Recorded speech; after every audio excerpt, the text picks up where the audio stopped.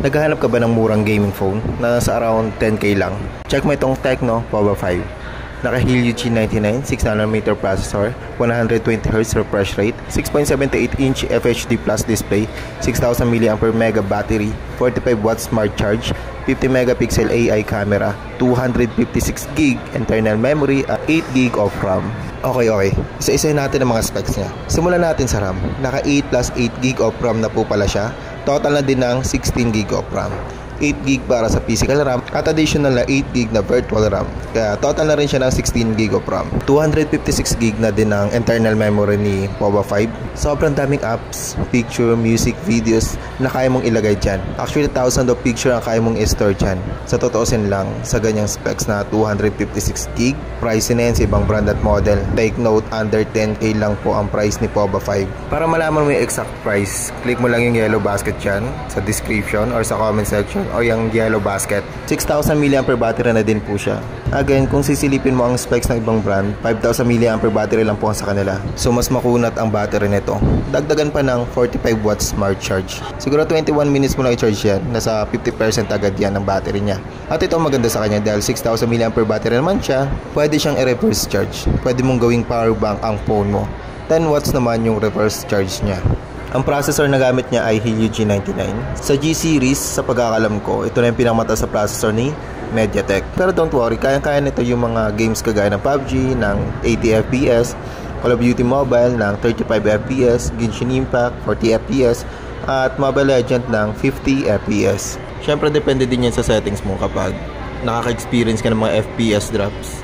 Bawasan mo yung graphics sa settings, especially sa Genshin Impact. Masyadong mataas ang graphics ng Genshin.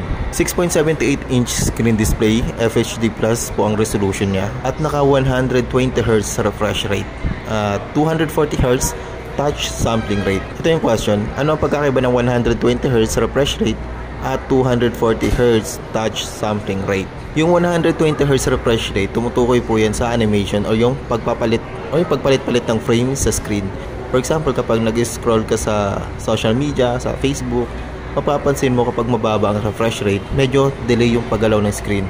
Pero kapag mataas ang refresh rate, smooth ang animation niya. Parang same din yun sa frame per second. Kaya mas mataas na refresh rate, mas maganda. Para di masakit sa mata kapag nanonood ka ng movies or kapag naglalaro. Speaking of paglalaro ng games, dito mo mapapakinabangan itong 240Hz touch sampling rate. Let's say, pagtaas ng hertz ng touch sampling rate, pagtaas din ng sensitivity ng screen kapag tinatouch. Magagamit mo ito lalo na kapag naglalaro ka ng ML. Minsan may mga skills na kailangan mo i-touch yung screen o yung skills tapos i-drag mo yung skills papunta sa kalaban para matamaan siya. Kapag mas mataas ang touch sampling rate, mas sensitive yung screen at mas mabilis mong ma-execute yung skills mo. Kahit sa PUBG, COD or Free Fire, any gun games, magagamit mo ito lalo na kung two-thumb player ka kasi i-drag mo talaga yung cursor para itapat sa kalaban. Pero kung claw gamit mo or for fingers at kung magamit ka ng gyroscope, okay lang yan kasi may gyroscope sensor naman itong si Pova 5 at dagdagan pa ng Z-axis linear motor. Yung Z-axis linear motor, dagdag effects lang dito kapag naglalaro ka kasi nagba-vibrate po yung phone para mas ma-feel mo talaga na parang totoong nakikipagbarilan ka. At syempre, hindi kompleto yung paglalaro mo kung walang sound. Kung sound quality ang pag-uusapan, panalo ka pa rin dito kay Pova 5 dahil naka dual stereo speaker po siya. Syempre, certified by DTS yan at ng Sony Hi-Res. Hindi ko lang po basta-basta sinasabi na maganda yung quality ng audio niya. Certified po kasi si Pova 5 na mga yan. Yang DTS saka ni Sony Hi-Res. Okay? Good? Nagkakaintindihan tayo? Alam ko marami sa inyo na magtatanong na kung umiinit po ba yan. Opo, lahat ng phone umiinit. Pero itong si Pova 5, hindi po siya nag-overheating. Okay? Paano? Paano siya hindi nag-overheating?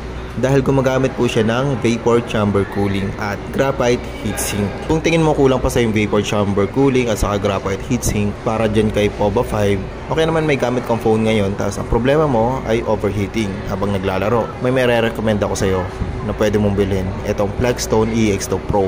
Actually, may ginawa na akong video kung ano ang reason kung bakit nag-overheating ang phone. Check mo na lang yan.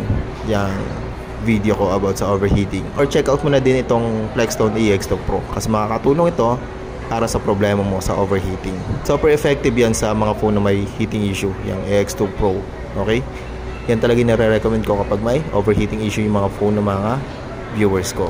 Anyway, continue tayo. At sa design naman ng phone, for sure bagay na bagay sa iyo to. Lalo na sa gamer na kagaya mo. Ganito talaga yung design ni Tecno. More on parang futuristic ang design with matching na pang gaming yung vibes. Kaya for sure magugustuhan mo yung design ni Tecno POVA 5. Punta naman tayo saglit sa camera. 50 megapixel nga palang main camera niya. Meron na din po pala siyang features ng dual view video. Sabay na gumagana yung front at back camera. Tatlong variant nga po pala itong si Tecno POVA 5. Meron Tecno POVA 5 8 plus 128GB at meron Tecno POVA 5 na 8 plus 256. Ang difference ng dalawa, internal memory lang po. Yung isa 128, yung isa naman 256GB ang internal memory. Yung isang variant naman ay ang Tecno POVA 5 Pro 5G. Ito po, 5G na pagdating sa internet connection. Mas mabilis lang siya mag-download at mag-upload sa social media. Okay, yun lang yung maganda sa 5G. Ang difference lang naman ni POVA 5 Pro at POVA 5, si POVA 5 Pro mas mataas at mas maganda yung processor na gamit niya dahil naka Dimensity 6080 na po siya. Sa main camera, same lang naman silang 50 megapixel. Sa front naman, lumalamang lang si POVA 5 Pro dahil naka 16 megapixel na po siya. Sa POVA 5 po kasi 8 megapixel sa front camera. Yung fingerprint scanner nga po pala nilang pareho ay side mounted. Nasa gilid po ang fingerprint scanner nila. Sa battery naman, 6,000 mAh battery si POVA 5 at naka 45 watts. Si POVA 5 Pro naman ay 5,000 mAh battery pero 68 watts naman. Medyo nakakalito sa part ng battery, bumaba yung battery pero mas mabilis naman yung pag-charge. Basta yun lang naman yung advantage ni POVA 5 Pro 5G. 5G sa connectivity, 68 watts, 16 megapixel sa front camera at mas maganda ang processor na ginagamit. Kung gusto mong bumili, click mo lang yung yellow basket yan. Nandyan po yan sa description or sa comment section. Naka-free shipping naman po yan with 6 days replacement at 1 year warranty. Kaya check out mo na yan. Fast delivery naman po yan. Kaya sabay mo na din dyan yung Flexstone EX2 Pro. At saka check mo na din yung online store ko. Nandyan lang sa profile ko. Click mo na lang yung link. Sa yellow basket, sinamahan ko nga pala yan ng case. May leather case pa akong sinama dyan. May hard case din dyan. At may phone holder with magnetic bracket. Case na deflip, meron din po dyan. At may lagayan po ng mga card dyan. May case din po dyan na may shockproof at transparent ang likod ng phone para kita pa din ang design. Tempered glass meron din po dyan, baka naghahanap ka. Full tempered po yan, yung mga yan. May Sund tempered po din dyan, baka mas preferred mo yung brandang Sund, kaya sinamahan ko na din. At meron din po dyang hydrogel na screen protector, baka mas preferred mo yun.